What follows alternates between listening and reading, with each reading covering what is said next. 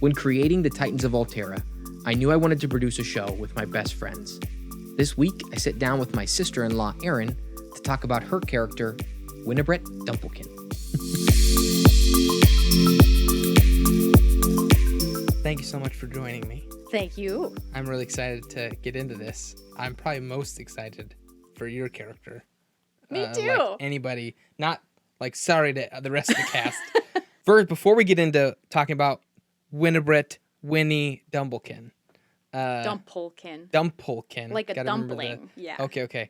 I'm going to pronounce all of our characters' names wrong. It's going to be great. It'll be a thing. Yeah. Tell me a little bit about your personal experience with D&D so far. Or actually, tell me about like how it started. Okay, so my first exposure to Dungeons and Dragons was unfortunately as part of a Christian young adult like book series. It was like a knockoff of Frank Peretti's stuff. So really? Yeah, and like it was This Present Darkness? Yeah, but it was like a crappy knockoff, right?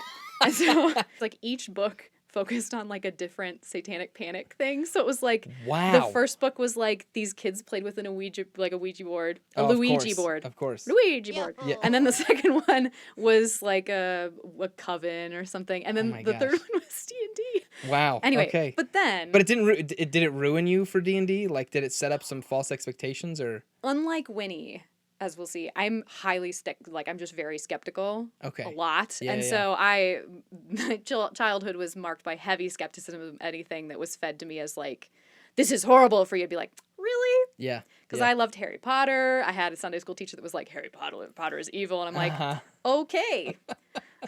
So then I learned more about Dungeons and Dragons when Reed came over and DM'd a very, very short game, which we failed to finish. I remember.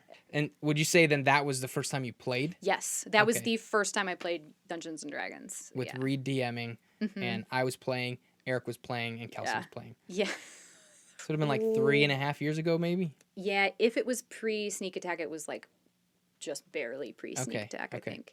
And so that was your first D&D character? Yes. And she was a half-elf, I think, wasn't she? Yes, I think so. Anyway. You've made more than one character, and now we're going to step into talking about Winnie. Tell me about like your thought process behind creating Winnie. Oh gosh. Well, because you have gone so in depth. I know. Which I love. I know. When I made my character for the Sneak Attack podcast, I did the exact same thing. I'm looking at how like I got this email that's like 3 pages long. That's what I did. So I'm gonna eat all this up and read all of it. I haven't read it yet, but I will. Sweet. Glad somebody's gonna read it. but tell me a little bit about the impetus of creating her. Yeah. So little background on me. I work in an English department. Okay. And some of the people I know really well in the department are creative writers. And so they talk a little bit about their process, whatever. And I hear and have read a lot about how when you're building a really good protagonist or even just a character, like a narrator in your book, if you can kind of like sit with that character, like they start, and kind of let them start to have their own voice. Yeah. So Winnie is. So you actually went through like that creative process. Yeah. So I started writing Winnie in my head. She's a little bit of a spin-off of a book character I had in mind like years and years and years ago. And she's gone through some things that are similar to my own journey, but she's come out of those with a completely different outlook than I did. And I think it's fun for me because it's an exploration of like somebody I would like to be in the world, but also she has her own flaws and stuff, right? Like the thing about Winnie is that she just looks at everything with this like wide-eyed wonder. Yeah. Like everything is really interesting to her. It's really eye-opening. She loves investigating new things. Whereas I came out of some situations with her being like, I just don't care anymore. So the cool thing about playing Winnie for me is that she's kind of this like bright spot, I think, in an otherwise like a little bit dreary, she's just had a falling out with somebody that she really trusted. She feels like she's not sure where she belongs anymore.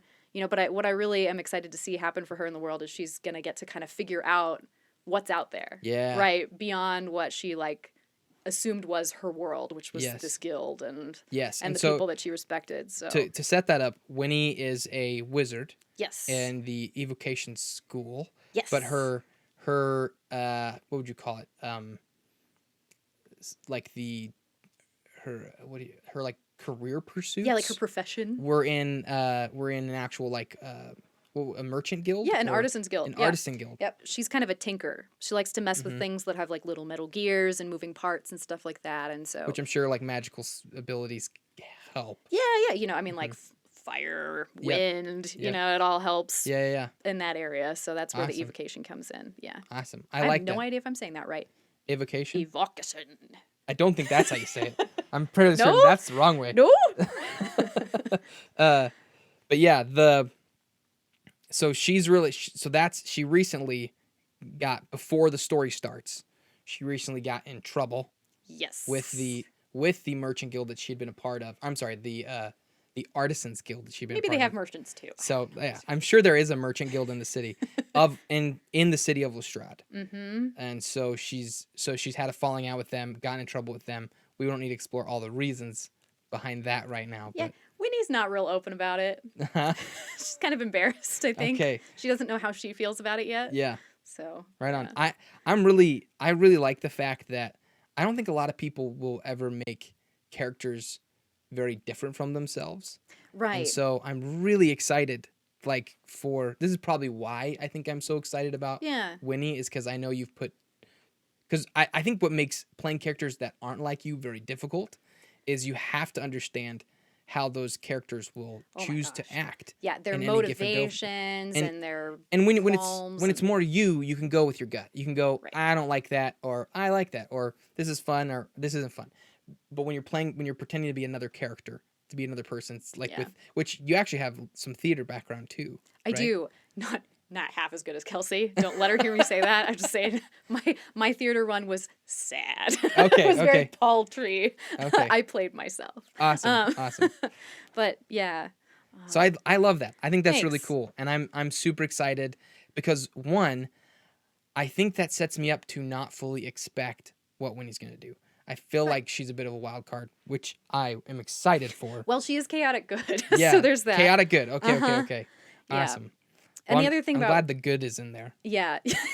That's probably helpful. If I'm going to have a chaotic player, that's the kind I want. The thing that I realized, even just thinking about her this last weekend, was that she's actually kind of already had an arc. Like, I've never played a character where who's already experienced she has a previous arc. Yeah, she wouldn't have been chaotic good before, but because of what she's gone through, that's what the chaos comes. Like, she would have been probably like lawful or neutral good before, and now she's rebel because she's learned that the structures don't work. So okay, let me get this question in real quick. What are some of your goals for Winnie in the story? Yeah, that's a really good question. Winnie is feeling a little directionless. And I think that at least having some adventure and some pull to a purpose is going to help her out a little bit. But I think what I really hope for her is that she learns her her intrinsic value. Because she's always kind of derived that from what cause she was working towards or what person she was looking up to. She always wanted to be like other people. Right? And that's part of why she feels so lost, because the people she wanted to be like, you know, it's one of those, like, don't meet your heroes things. Yeah. Like, she met her hero, and it found out it wasn't as amazing as she thought it was, and now she's just kind of crushed. So I'm really looking forward to her, A, having some fun, because that's Winnie's all about that. B, building some cool stuff. And C, I'm excited for that. Reclaiming her identity a little bit. Like, who is Winnie really when she's not just, like, somebody's apprentice, right? Okay. So. Awesome. We'll see. Well, Erin, thank you for sharing Winnie with us, and thanks for being a part of the podcast. Can we play now? Not yet. No, why not? We gotta wait several weeks. Awesome.